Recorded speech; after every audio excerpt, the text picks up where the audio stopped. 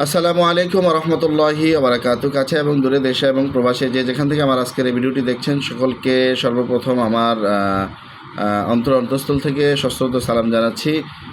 আবারও সালাম গ্রহণ করবেন, আসসালামু আলাইকুম, এবং সকলেই আমার শুভেচ্ছা নেবেন।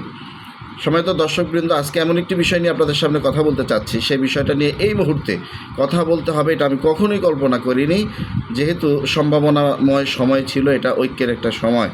দেখেন, আমি ইসলামী আন্দোলন করি, আমি ইসলামী যুব আন্দোলনের একজন দায়িত্বশীল একজন কর্মী। তো সেই জায়গা থেকে আমার কিছু কথা না বললেই না। আজকে সারাদিন আমি ফেসবুকের ভিতরে প্রচুর ঘোরাঘুরি করছি। তো ঘোরাঘুরি করার এক পর্যায়ে দেখলাম যে আসলে ঐক্য হওয়ার ব্যাপারে যে সম্ভাবনাময় এই সময়টা এখন এমন কিছু কথা ফেসবুকে লেখালেখি হচ্ছে যেটা ঐক্যের জন্য বাধা সৃষ্টি করছে। এটা আমি দেখে আজকে আমাকে এই কথাগুলো বলতে আসতে হলো আর কি লাইভে। তো আশা করি সকলে ভিডিওটা পুরোপুরি শুনবেন আমি কি বলতে চাচ্ছি। তারপরে আপনারা আপনাদের গুরুত্বপূর্ণ মতামত আপনারা বইলে যায়েন। গালাগালি করলে পরে কইরেন, আগে কথাগুলো না শুই না গালাগালি কইরেন না, কারণ কি বলতে চাচ্ছি সেটাই তো জানেন না।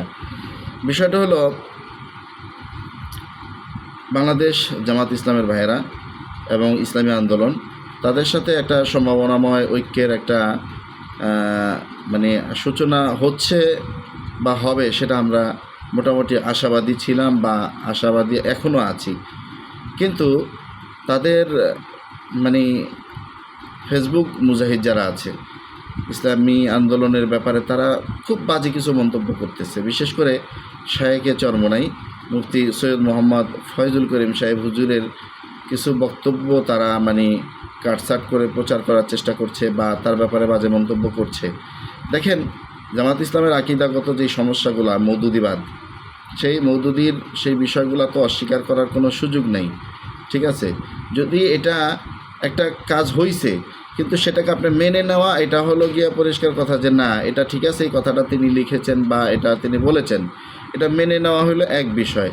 কিন্তু তিনি লিখেছেন সেটা আপনি অস্বীকার করতে চাচ্ছেন। আমি মনে করছি যে আপনি আসলে সত্যি সত্যি ইসলামকে ভালোবাসেন না, বা আপনি তার অন্ধপ্রেমিক হয়ে গেছেন। এই জন্য আপনি সেটা মেনে নিচ্ছেন না। কিন্তু আসলেই তো মওদুদি এমন কিছু মন্তব্য করেছেন যেটা আহলে সুন্নাত ওয়াল জামাতের আকীদা বিরোধী। তো যাই হোক, সেই বিষয়টি নিয়ে যখন শায়েখে চরমোনাই কথা বলেছেন, তখন কিন্তু আমি দেখতে পাচ্ছি বাংলাদেশ জামাত ইসলামের ভাইদের মধ্যে কিছু লোক আছে, এই যে শায়েখে চরমোনাই এই কথাগুলো বলার কারণ হইল যে দেখেন, কওমি আলেমদের মধ্যে একটা শ্রেণী আছে, রাজনৈতিক ঐক্য হতে পারে ঠিক আছে, কিন্তু কওমি আলেমদের একটা শ্রেণী আছে, তারা জেনে না জেনে ইসলামী আন্দোলনের বিরোধিতা করে। ইসলামী আন্দোলনও জানে যে রাজনৈতিক ঐক্য ভিন্ন আর আকীদাগত ঐক্য হলো ভিন্ন বিষয়।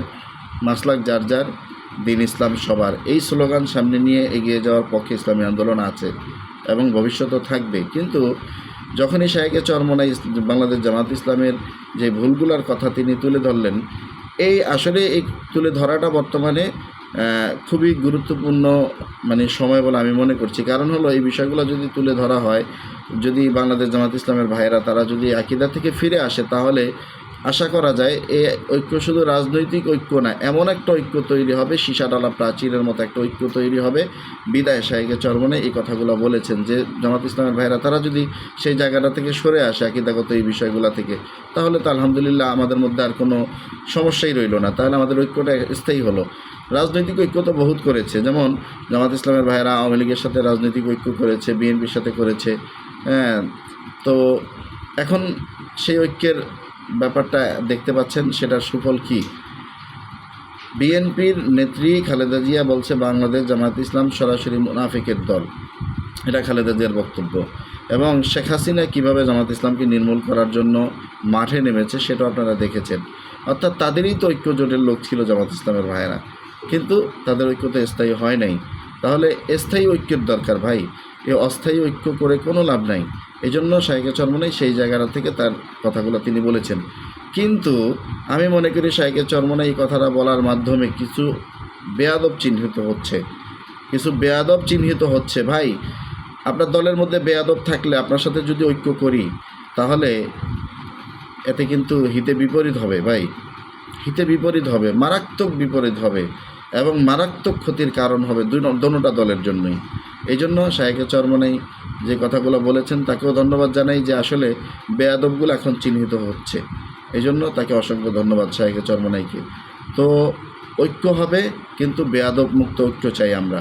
কোনো বেয়াদব ইসলামের বিপক্ষে কথা বলবে বা নিজেরা জানে যে এই ভুলগুলো তাদের মধ্যে আছে, তারপরও তারা স্বীকার করে না, বরং সেটাকে আরও ধামাচাপা দেওয়ার জন্য আরও অনেক বেশি মিথ্যার আশ্রয় তারা নিচ্ছে এবং মানুষকে হিংসাত্মকভাবে গালিগালাজ করছে, অপমানিত করছে। এই জায়গাটার থেকে যদি বের হওয়া না যায় তাহলে ঐক্য হইলে আপনারা কি মনে করেন যে এই ঐক্য সুফল বয়ে আনবে? না, কখনো না, কোশ্চিন কালও এটা সম্ভব না। তো এই জন্য জামাত ইসলামের ভাই যারা আছেন প্রত্যেকের কাছে অনুরোধ করব, আপনাদের দলের এই সমস্ত ফেসবুক মুজাহিদ যারা আছেন এদেরকে থামান। এরা ঐক্যের পথে বাধা, এরা ঐক্য হবে যে এই ঐক্যকে অনেক দূরের দিকে ঠেলে দিচ্ছে কিন্তু এরা, এই মানুষগুলা। এই জন্য দেখেন, আমার মতো একজন ব্যক্তি, আমি কিন্তু কথা বলতে আসতাম না এই মুহূর্তে, কিন্তু তারপরও আমাকে কথা বলতে হয়েছে। আমি সবসময় মধ্যমপন্থা অবলম্বন করে থাকি। জামাত ইসলামের ভাইরা যেটা ভালো করেন সেটারই প্রশংসা করি, যেটা খারাপ করেন সেটা আমি পরিহার করার চেষ্টা করি। কিন্তু আজকে আমাকে এই জায়গাটা কেন আসতে হলো? এই ফেসবুক মুজাহিদদের কারণে কথাগুলো বলতে হলো। কারণ হলো তাদের এই ফেসবুকের কারণে বর্তমান মানুষ প্রায় শতকরা 98% মানুষ সোশ্যাল মিডিয়ার সাথে যুক্ত। তাদের এই ফেসবুকের বিভিন্ন রকম আজে বাজে লেখালেখির কারণে কিন্তু ইসলামিক দলগুলোর প্রতি মানুষের বিরূপ ধারণা সৃষ্টি হচ্ছে। আওয়ামী লীগ বিএনপি কিন্তু পিছনে পিছনে পাছায় থাপড়াইতেছে, খুশি হচ্ছে যে মোল্লারা নাকি এক হইব, মোল্লাদের মধ্যে কিন্তু এখনই ভেজাল সৃষ্টি হয়েছে, হয়ে যাচ্ছে। এটা তারা সুযোগ করে দিচ্ছে। এই জন্য ঊর্ধ্বতন কর্মকর্তা দায়িত্বশীল যারা আছেন অনুরোধ করব, এদেরকে থামান। যদি ঐক্য করতে চান এদেরকে থামান। পরিষ্কার কথা বলি, ইসলামী আন্দোলন আগামী 200 বছরেও যদি ক্ষমতায় না যায়, ইসলামী আন্দোলন তার প্রতিষ্ঠা লগ্ন থেকে তারা একই নীতিতে অটল ছিল।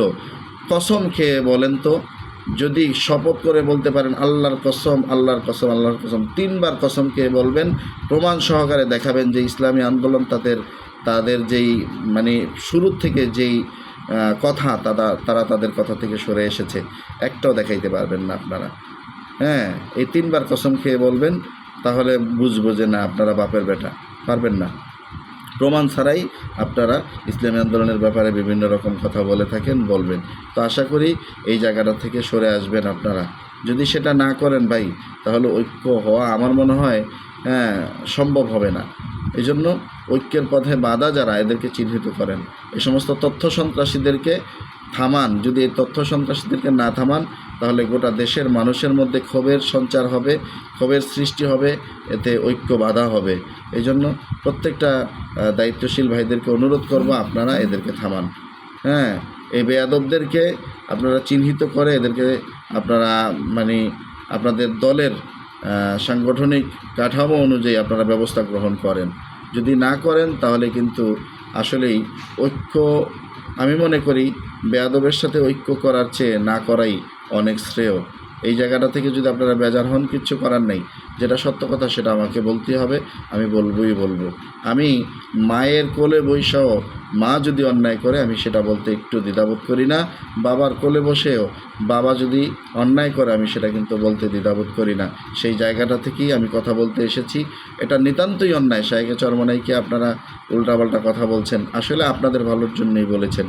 ঠিক আছে, একটু চিন্তা করে দেখেন তো, আপনাদের ভালোর জন্যই বলেছেন। এমন ঐক্য কেন করতে চান? বিগত দিন আপনারা ঐক্য করছেন, সেখান থেকে শিক্ষা নিতে পারেন না যে ঐক্য করি, ঐক্য তো টিকে না। এই ঐক্য দিয়ে লাভ কি বলেন? কী লাভ এই ঐক্য দিয়ে? সেই জায়গাটা থেকে শিক্ষা নিয়ে অন্ততপক্ষে এমন ঐক্যের দিকে এগিয়ে যান যাতে করে এই ঐক্যটা টেকসই এবং সীসাতলা প্রাচীরের মতো শক্ত হয়, মজবুত হয়। কোনো দিন যেন এই ঐক্যটা না ভেঙে যায়, সেই পথে অগ্রসর হওয়ার জন্য সকলকে অনুরোধ করব। আমার এই কথায় যদি কেউ কষ্ট পেয়ে থাকেন, আল্লাহর রাস্তায় ক্ষমা করে দিবেন। আমি ব্যক্তিগত কোনো আক্রোশ নিয়ে আপনাদের সামনে কথা বলিনি, সকলকে বোঝানোর জন্য কথাগুলো বলেছি। এই জন্য যদি তারপরেও কোনো ভাইকে কষ্ট দিয়ে থাকি, মন থেকে আমাকে ক্ষমা করে দিবেন। প্রত্যেকের জায়গা থেকে আমরা ইসলাহের জন্য আমরা নিজেদের দিকে একটু ইসলাহের নজরে তাকাই, তাহলে ইনশাআল্লাহ আমাদের ঐক্যটা সুন্দর হবে ইনশাআল্লাহ।